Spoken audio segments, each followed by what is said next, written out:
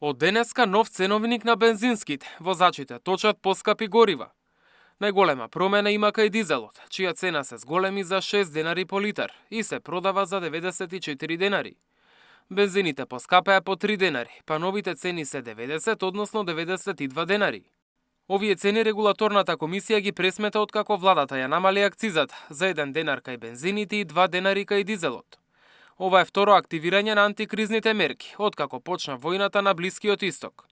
Нафтата на светските берзи и денеска расте. Барелот и под Брент се тргува и над $90.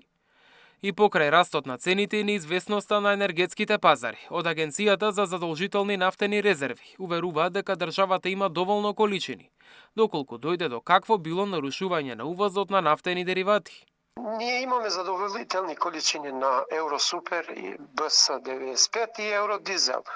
И тие одговарат околу 60 дена од дневната потрошувачка во случај на прекин на увоз на нафтени деривати. Значи, со овие бројки ние сме скоро лидер во регионот, да знаете. Садики вели дека засега не е планирано државните резерви да се користат како превентивна мерка за стабилизирање на пазарот и за намалување на цените на горивата. Потенцира дека главната улога на агенцијата е да обезбеди сигурност во услови на криза, а не да влијаат на цените. Основната намена на задолжителните резерви не е регулирање на цените на горивата. Согласно законот, тие служат како стратешка сигурносна резерва која се активира само во случај на сериозно нарушување на снабдувањето со нафта и нафтени деривати. Прашањата поврзани со формирањето на малопродажните цени зависат од движењата на меѓународниот пазар на нафтени деривати и од надлежностите на други институции. Во меѓувреме, најновиот извештај на државна ревизија покажува дека дел од задолжителните резерви биле намалени поради користење мазут за потребите на енергетскиот систем, но и поради количини кои се уште не се вратени од институции.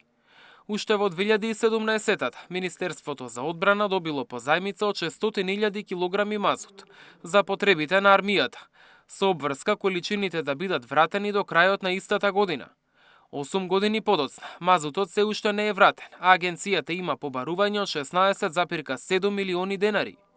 Дополнително во 2024 и 2025 на ЕСМ му биле одстапени над 16 милиони килограми мазут од резервите за производство на електрична енергија. Од агенцијата уверуваат дека веќе имаат акциски и годишен план со кој постепено ќе се надополнат потрошените количини и ќе се достигне потребното ниво на резерви. Мартин Арсов, Сител телевизија.